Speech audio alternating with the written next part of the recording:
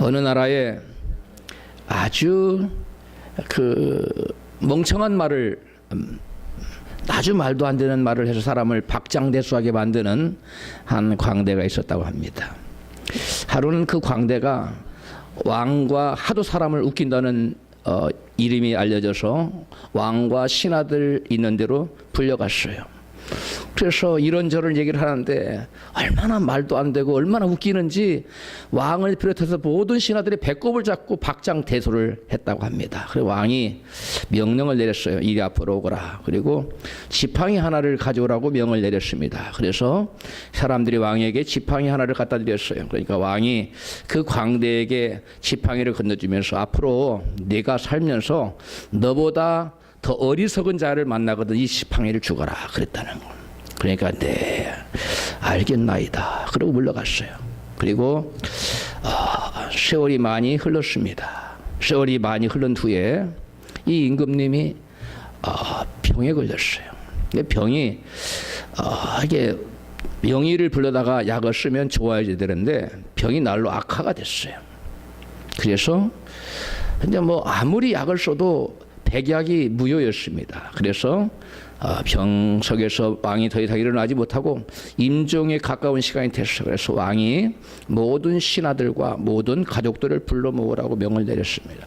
모든 신하들과 가족들이 모인 자리에서 왕이 말합니다.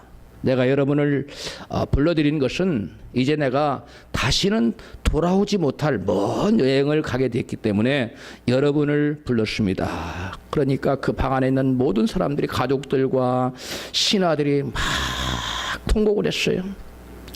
그때 갑자기 불현듯 이 광대가 나타나더니 폐하 질문 드릴 게 하나 있사옵나이다. 그러니까 폐하가 숨을 헛떡이면서 그래 무엇을 묻고자 하느냐.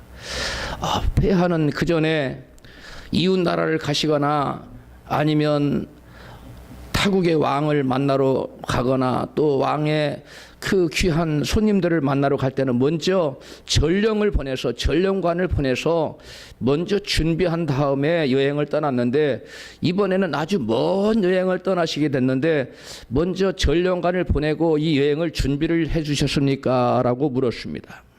그러자 폐하가 거친 숨을 몰아쉬면서 아주 그 후회에 찬 모습을 갖고 이걸 어쩌나 내가 아무런 준비도 하지 않았구나 하고 탄식을 했습니다. 그러자 광대는 자기가 가지고 있던 지팡이를 폐하에게 불쑥 내밀면서 폐하 그동안 제가 저보다 어리석은 자를 찾아서 백방을 다녔지만 아무도 만나지 못했는데 이제 저보다 어리석은 사람을 제가 찾게 되었으니 지팡이를 드리나이다 라고 지팡이를 드렸다고 합니다. 어릿광대가 볼 때 이 광대가 볼 때 가장 어리석은 사람이 누구였냐면 왕이었어요. 왜요? 우리가 어떤 여행을 떠날 때는 크고 작은 여행에 단 하루만이라도 여행을 가면 여행 준비를 하고 갑니다. 3박 4일이 됐건 일주일이 됐건 한 달이 됐건 뭐 몇 달이 됐건 여행을 갈 때는 반드시 여행 경비, 여비나 또한 어떠한 필요한 여행 물품 이런 것들을 다 준비하고 떠나는데 이 지금 한 나라의 임금인 이 왕은 그 머나먼 여행을 떠나면서 다시는 돌아오지 못할 여행을 떠나면서 뭘 하지 않았습니까? 전혀 준비를 하지 않고 떠났다는 거죠. 그래서 광대가 볼 때 당신은 나보다 아주 어리석은 사람입니다 해서 지팡이를 들려줬다고 합니다. 여러분 오늘 우리가 사는 이 시대는 100세 시대라고 하지요. 그래서 옛날에는 뭐 40세 50세 율곡 시대나 심사임당 그때는 뭐 46살 그 사람들 42, 3세에 죽었거든요. 다 그게 수명이었어요. 그래서 노후 대책이라는 게 필요 없었습니다. 그냥 살다가 병 들여서 못 일어나면 그냥 죽으면 됐어요. 그러니까 지금은 적어도 사람들이 80년 이렇게 90년 또 어떤 분들은 100세까지 살기 때문에 은퇴는 또 60, 70이면 다 은퇴를 하거든요. 그러니까 노후 대책을 뭐 30년 대책 또는 40년 대책, 50년 대책 나름대로 그 노후 대책을 철저히 사람들이 합니다. 그런데 놀라운 것은 우리가 불과 한두 달 아니면 몇 주의 여행도 며칠의 여행도 철저히 나름대로 계획을 세우고 준비를 하고 여행을 떠나는데 우리 인생이 영원히 살아야 될 곳으로 가는 그 머나먼 여행을 떠날 때는 사람들이 여행 준비를 안 하고 인생의 노후에 불과 30년, 40년을 위해서도 철저히 노후 대책을 세우고 보험을 들어두고 뭐 백방으로 준비를 하는데 영원한 세계를 향해 저는 사람들이 준비해두지 않는다는 것입니다. 여러분,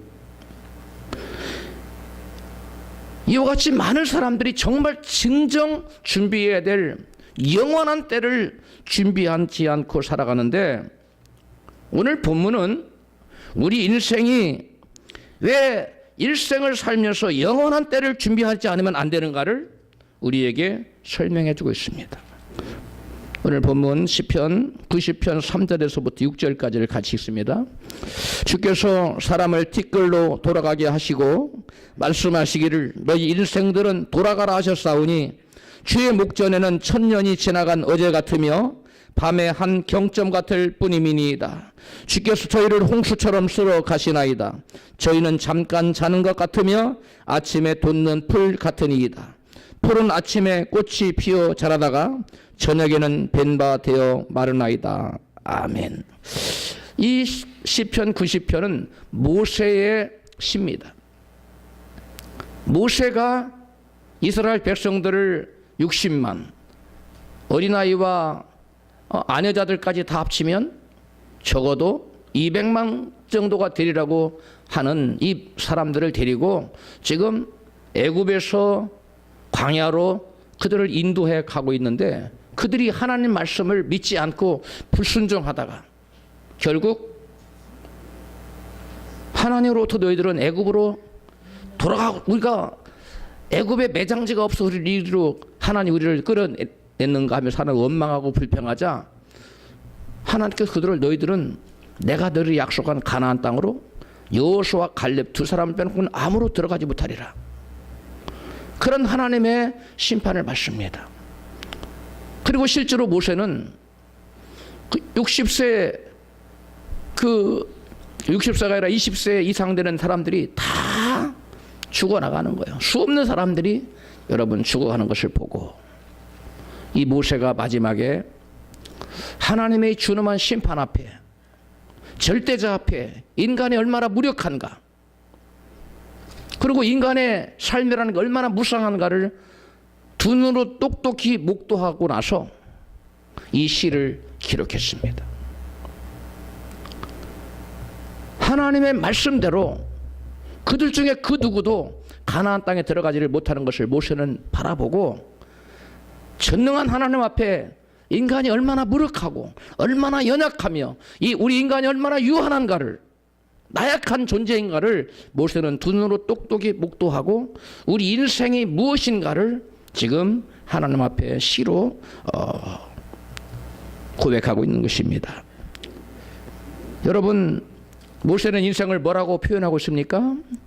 티끌과 같다고 말하고 있습니다. 아침에 돋는 풀과 같다고 했습니다. 여러분 티끌 얼마나 미비한 존재입니까?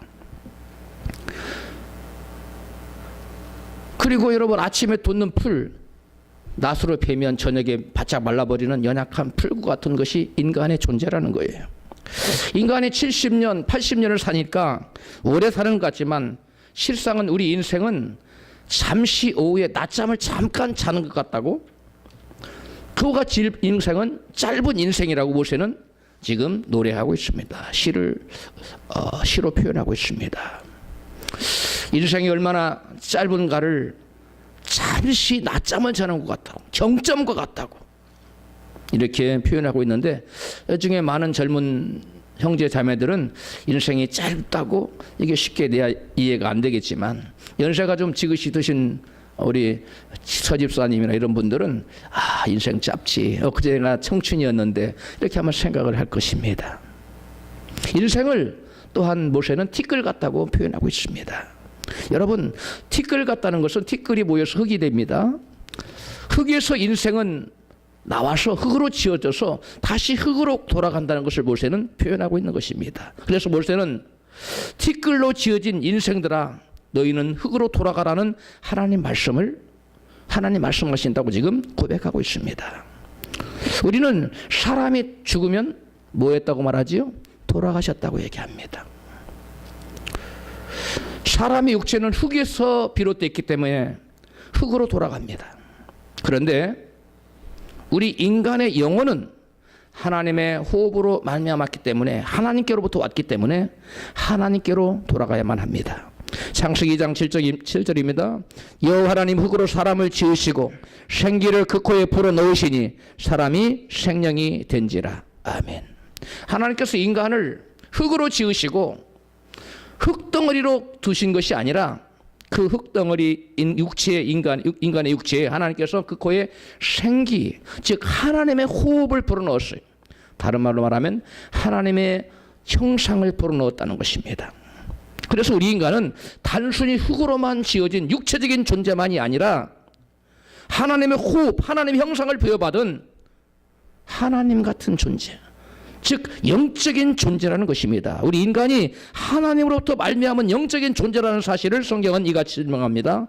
창세기 1장 27절입니다. 같이 읽습니다. 하나님이 자기 형상 곧 하나님의 형상대로 사람을 창조하시되 남자와 여자를 창조하시고. 우리 인간은 이 세상에 피조된 그 어느 피조물과 여느 피조물과 다르게 누구의 형상대로 지음받았다고요? 하나님의 거룩한 형상. 생각할 수 있고 말할 수 있고 그 무엇인가를 창조해낼 수 있는, 고안해낼 수 있고 발전시킬 수 있는 그러한 하나님의 고귀한 형상이 우리 인간에게 심어져 있다는 것입니다. 우리 인간이 흙으로만 지어진 육체적인 존재로만 지어졌다면, 우리 인간이 육체적인 존재로만 끝난다면, 그것이 다라면 우리 인간은 죽어서 그 육체가 땅속에 묻혀서 흙으로만 돌아가면 끝납니다. That's it. 모든 것이 끝나고 그냥 말면 돼요. 그러나 우리 인간은 흙으로만 지어진 존재가 아니라는 것입니다. 그래서 사람이 죽어서 땅으로 묻혀서 흙으로 돌아가도 끝나는 것이 아니에요. 육체는 끝났습니다만은 끝나지 않은 부분이 있죠. 뭡니까? 하나님으로부터 온 영적인 존재인 우리 영혼은 끝나지 않았어요. 남아있어요. 우리 영혼도 돌아갈 때가 있습니다. 우리 영혼은 어디로 돌아가야 될까요? 흙은 흙에서 왔기 때문에 육체는 흙으로 가면 됩니다. 그러나 우리 영혼은 흙으로부터 온 존재가 아니에요. 하나님으로부터 왔습니다. 하나님의 품으로 다시금 돌아가야만 될 줄로 믿습니다. 이것이 우리 인간의 실존이에요. 나라는 존재는 육체가 아닙니다. 여러분 팔 잘라내고 다리 다 잘라내 보세요. 그래도 나는 살아있어요. 나의 실존은 나의 육체가 아니라는 겁니다. 나의 실존은 내 안에 있는 하나님으로부터 온 하나님의 형상이 담겨진 나라는 생각하고 말하고 창조할 수 있는 그 무엇인가를 고안해내고 개발할 수 있고 또 여러분 창조하고 디벨롭 시킬 수 있는, 발전시킬 수 있는 그 어떤 그 능력, 이것이 하나님으로부터 온 하나님의 형상을 부여받은 인간의 실존입니다. 이것이 인간의 참 모습이라는 얘기입니다. 우리 인간은 흙으로 온 육체일 뿐 아니라 그 육체에 플러스 하나님의 영적인 존재로 지어졌기 때문에 이 하나님 형상을 닮은 영적인 존재인 이 사람은, 이 참 나는, 내 안에 있는 이 영혼은 여러분 육체적인 죽음으로 끝나는 것이 아니라 나의 영혼은 여러분 다시금 하나님 품으로 돌아가야만 하는 것입니다. 그런데 문제는 예수를 믿지 않는 사람은 그 영혼의 이 세상 살면서 지은 그 수많은 죄 때문에 하나님의 품으로 돌아가지 못한다는 데 있습니다. 왜 그렇습니까? 성경은 선언합니다. 죄의 싹은 사망이라고. 죄의 싹은 사망이기 때문에 그 영혼이 하나님의 계신 천국에 가지 못하고 영원한 지옥에 간다는 데 문제가 있는 것입니다. 성경은 사람은 반드시 죽게 돼 있고 죽은 다음에는 심판이 있다고 말씀하고 있습니다. 히브리서 9장 27절입니다. 같이 읽습니다. 한번 죽는 것은 사람에게 정하신 것이요 그 후에는 심판이 있으리니. 아멘. 반드시 사람은 한번 죽게 되어 있습니다. 죽지 않는 사람은 없습니다. 진시황이 죽지 않으려고 불로초를 구하고 발버둥을 쳤지만 여러분 진시황의 무덤이 버젓이 있어요. 세상에 수많은 종교를 만들어낸 시탈타, 부처, 석가모니, 그 다음에 공자, 맹자, 노자 다 죽었어요. 다 무덤이 있어요. 사람은 다 죽는다는 것입니다. 그러나 죽지 않는 분이 있죠. 죽었으나 다시 사신 분, 그분이 누굽니까? 예수님입니다. 하나님이 우리 인간의 죄를 감당하기 위해 이 땅에 오신 분이 예수님이신데, 그분은 우리의 죄 때문에 죽었지만 다시 살아나셨고 다시금 부활하셔서 하늘로 올라가셨어요. 지금 하늘 보좌 우편에 계셔서 저와 여러분을 위해서 기도하고 계시고 다시 세상을, 죄된 세상을 심판하러 오실 줄로 믿습니다. 여러분, 사람은 반드시 죽어요. 그런데 죽음으로 끝나는 것이 아니라 죽은 다음에 반드시 자기가 지은 죄에 대한 여러분 심판을 받게 되어 있다는 것입니다. 여러분, 그런데 이 땅에 태어난 사람치고 죄를 짓지 아니한 사람이 단 한 사람도 없다는 것이 문제입니다. 로마서 3장 23절은 말씀합니다. 같이 읽습니다. 모든 사람이 죄를 범하였음에 하나님의 영광에 이르지 못하더니. 아멘. 모든 사람이 죄를 범했다 그랬는데 모든 사람 중에 그 모든의 것을 지어야 될 사람이 세상에 한 사람도 있을까요? 없어요. 예수님 외에. 이 세상에 그 누구도 모든 사람 속에서 열애가 있을 수 없습니다. 모든 사람이 죄를 지었고 죄의 싹은 사망이라고 말씀합니다. 로마서 6장 23절 시작. 죄의 싹은 사망이요 하나님의 은사는, 하나님의 선물은 그리스도 예수 우리 주 안에 있는 영생이니라. 죄의 싹은 사망이에요. 모든 사람이 죄를 지었어요. 그러므로 저도 여러분도 모두 다 사망이라는 심판을 받아야 된다는 것입니다. 사망이란 무엇을 의미할까요? 사망은 분리를 의미합니다. 어떤 사람이 죽었습니까? 그 사람이 죽었다는 의미는 그 사람의 영혼이 그의 육체와 분리됐다는 것을 의미합니다. 영혼과 육체가 연합해 있을 때는 죽을 사람이 아니에요. 그러나 그 사람의 죽으면 영혼이 그 사람에게서 빠져나가요. 더 이상 그 육체 가운데 거할 수가 없어요. 여러분, 이것을 우리는 육체적인 사망이라고 합니다. 그런데 실제 나는 나의 육체가 아니라 내 안에 있는 뭐라고요? 영혼이에요. 그런데 영혼의 죽음은 뭘까? 육체의 죽음은, 나의 육체적인 죽음은 나의 영혼과 내가 분리되는 것을 의미하는 나의 영혼의 죽음은 뭘까요? 나의 영혼의 죽음은 내가 원래부터 하나님께로부터 왔는데 하나님께로 가지 못하고 하나님으로부터 영원토록 분리되어 버리는 것. 이것이 나의 영적인 죽음이에요. 여러분, 그러므로 육체적인 죽음이 무섭습니까? 아니면 영적인 죽음이 무섭습니까? 영적인 죽음이 무서운 겁니다. 육체적인 죽음은 무섭지 않아요. 그래서 예수님 말씀하셨죠. 너희들을 육체적으로 죽이는 것을 육체적으로 멸하는 자를 두려워할 것이 아니라 너희들의 무엇을? 너희들의 영혼을 지옥으로 멸해버리는 사람을 무서워하라, 두려워하라고 말씀해요. 그분이 누구십니까? 하나님이십니다. 여러분, 우리의 영혼이 죽임을 당한다는 것은 하나님과 영원토록 분리가 되어서 하나님 품으로 돌아가지 못하고 영원한 지옥으로 떨어진다는 것. 이것이 바로 무서운 사망이라는, 죄의 삭시는 사망인데 사망의 심판입니다. 사망은 이렇게 무서운 겁니다. 사람들은 사망을 단순하게 생각합니다. 그래서 사망은 그렇게 단순한 게 아니라 사망은 심판이에요. 무엇에 대한 심판입니까? 죄에 대한 심판이에요. 모든 사람이 지은 이 죄에 대한 심판이 바로 사망이라는 사실입니다. 사망은 어떤 심판이냐? 하나님으로부터 영원토록 분리되는 것을 말합니다. 우리 영혼이 우리 육체를 거처를 삼고 살아왔는데 그 사람의 육체가 수명이 다했어요. 기능을 다했어요. 더 이상 육체가 기능을 하지 못해요. 그러면 그 영혼은 그 안에서 거할 수가 없어요. 육체가 썩어버리는데 영혼이 어떻게 살아갈 수가 있을까요? 영혼이 빠져나갑니다. 그래서 영혼이 육체를 떠나가서 그동안 영혼이 무엇을 거처를 삼고 살았습니까? 자기 육체를 거처로 삼고 살았어요. 자기 집으로 삼고 살았다. 내 영혼이 나의 무엇을? 육체를 나의 집으로 삼고 거처로 삼고 살았는데 이제 이 내 거처가 장막집이 무너졌어요. 내 육체가 기능을 다했어요. 이 안에 더 이상 살 수 없어요. 그러면 내 영혼은 어디로 가야 될까요? 새로운 거처를 마련해야 되지 않겠습니까? 이 새로운 거처가 바로 무엇이냐? 어디냐? 바로 시편의 모세는 오늘 본문 1절에서 우리에게 말씀하고 있어요. 시편 90편 1절입니다. 크게 읽습니다. 시작. 주여 주는 대대에 우리의 거처가 되셨나이다. 아멘. 우리가 살아있을 때는 우리 영혼의 거처가 무엇이었는데 우리의 육체가 우리의 거처였어요. 우리의 살 집이었어요. 우리가. 그런데 내 육체가 죽었어요. 이게 기능을 다했어요. 썩어질 상황이에요. 기능을 못해요.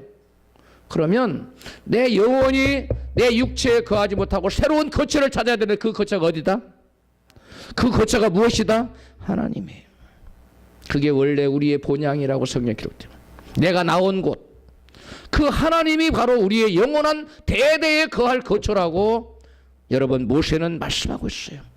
따라합시다. 나의 영원한 거처는 하나님의 품입니다. 나의 영원한 거처는 하나님의 품입니다. 나의 일시적인 거처는 어디고요? 내 육체입니다. 그러나 내 육체가 기능을 다하고 죽고 나면 나는 이 내 육체 안에 더 이상 거처를 삼고 집을 삼고 살지 못해요. 내 영혼은 여기서 더 이상 살지 못하고 이제 새로운 집을 찾아가야 되네. 그 집은 나의 원래 본향인 하나님의 품인 줄 믿습니다. 바로 시편 기자는 바로 이것을 우리에게 얘기해 주고 있어요. 예수를 믿어 죄를 용서받고 하나님의 자녀된 자들은 이 땅에서도 하나님의 품을 자기의 거처로 삼고 하나님 품 안에서 믿음 안에 살 수 있어요. 그러나 예수를 믿지 못한 사람은 오직 자기 육체만을 자기 거처로 삼고 살다가 이제 이 거처가 끝나면 영원한 거처, 영원히 살 집이 없어지고 말아요. 그러나 믿는 자들은 우리 믿는 자들을 위해서는 영원한 거처를 마련해 두신 줄로 믿습니다. 그 영원한 거처가 뭐냐? 오늘 시편 기자 모세는 하나님이라는 거예요. 하나님은 우리의 영원한 대대의 거처가 되시나이다. 믿습니까? 여러분, 영원한 거처를 마련해 두고 사는 사람은 죽어도 두려울 게 없습니다. 그러나 갈 곳 없는 사람은 그 죽음이야말로 비참한 죽음이요, 절망적인 죽음이요, 정말 준엄한 심판의 죽음이라는 것이요. 저와 여러분은 영원한 거처를 준비하는 지혜로운 사람이 되어야 될 줄을 믿습니다. 영원한 거처를 마련하지 못한 사람은 하나님과 영원토록 분리됩니다. 하나님과 영원토록 분리되는 것이 바로 성경은 뭐라고 얘기하느냐? 사망이라고 말하고 지옥 심판이라고 말합니다. 여러분, 지옥이 어디가 지옥입니까? 하나님이 계시지 않는 곳이 지옥입니다. 여러분, 하나님은 빛이시라고 성경은 말씀합니다.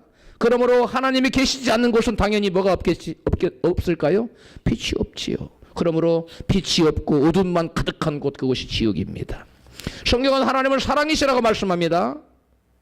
하나님이 계시지 않는 곳은 당연히 뭐가 없을까요? 사랑이 없습니다. 그곳은 오직 뭐만 있습니까? 미움과 증오만 있습니다.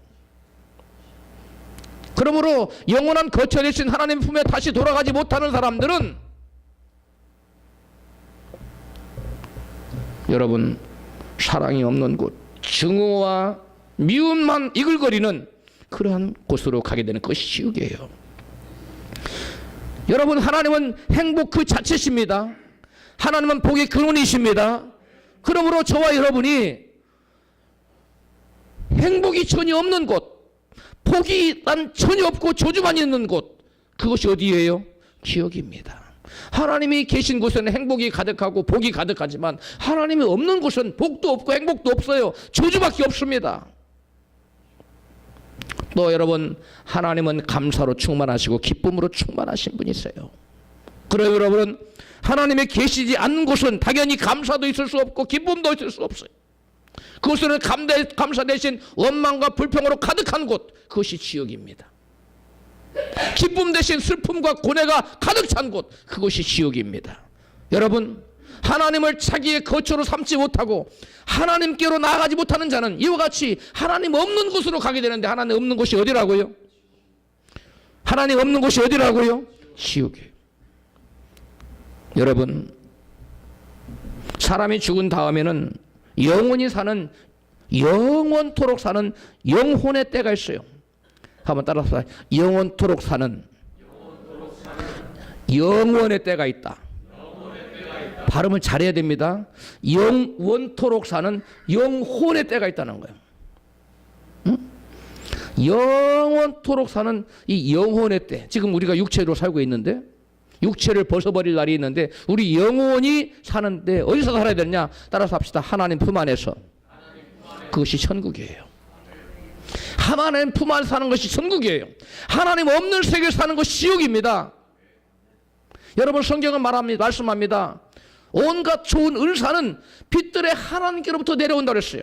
여러분이 지금 가지고 있는 좋은 것, 한번 뭐든지 한번 좋은 거 한번 이렇게 한번 들어보세요. 좋은 거, 여러분 가지고 좋은 거. 아, 그렇네요. 우리 정인철 성도님은 좋은 거 하는 옆에 아내를 가리키는데, 우리 장봉호 집사님도 한번 해보세요. 좋은 것. 쳐다만 보고 웃어요. 여러분, 좋은 것. 여러분이 여기 넥타이도 좋고요, 와이셔츠 좋고, 안경도 좋고, 다 좋아요.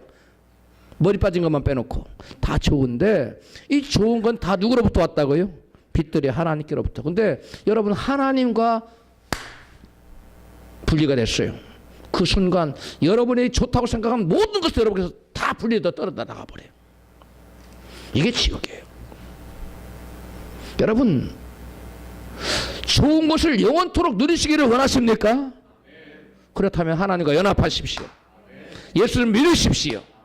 그러면 그런 사람은 영원토록 빛들의 하나님께로부터 내려오는 온갖 좋은 것을 여러분 누리며 살 수 있어요. 그것이 바로 천국입니다. 할렐루야.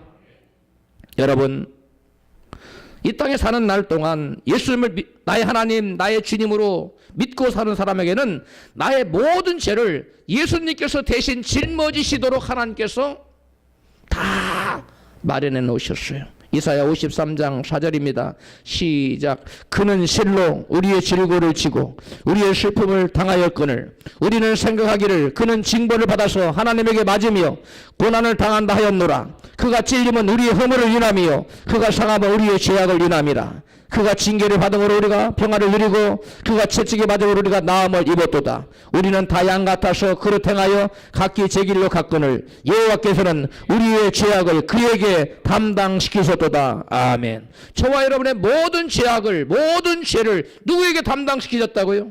예수 그리스도께로. 예수님이 저와 여러분의 모든 죄를 담당하셨다는 사실을 믿으십시오. 그러므로 저와 여러분, 내가 내 죄 때문에 죄의 싹신 사망을 당할 이유가 없다는 거예요. 그러나 내가 그것을 인정하지 않고 나의 죄짐이 예수님께 넘겨지지 않는 사람은 나의 죄를 내가 스스로 감당해야 돼요. 내가 내 죄값을 갚아야 돼요. 어디에서? 영원토록 지옥에서 갚아야 돼요. 우리는 여기 있는 그 누구도 옆에 계신 분에게 말씀하세요. 당신의 죄를 주님께 넘겨버리세요. 다시 한번 앞뒤에 계신 분에게 시작. 당신의 죄를 주님께 넘겨버리세요. 할렐루야. 어떻게 해요? 물어봐요. 어떻게 넘길 것인가?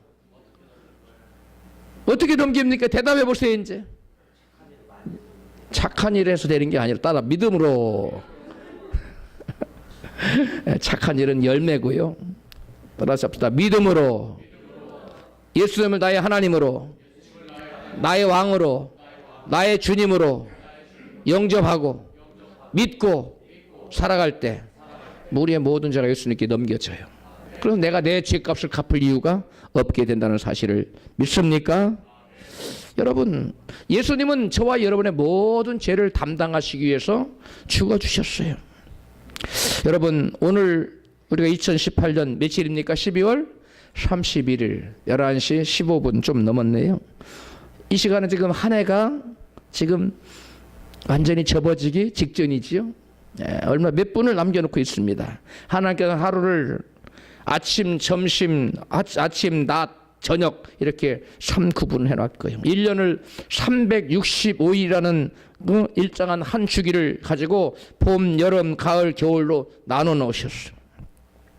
왜 이렇게 하나님께서 이렇게 시간 그리고 달, 절기, 계절 그리고 또 이렇게 해를 이렇게 나눠 놓으셨을까요? 하나님께서는 이 자연을 통해서 하나님의 살아계심 그리고 하나님의 섭리 그리고 하나님께서 우리에게 말씀해 주시고자 하는 게 있어요.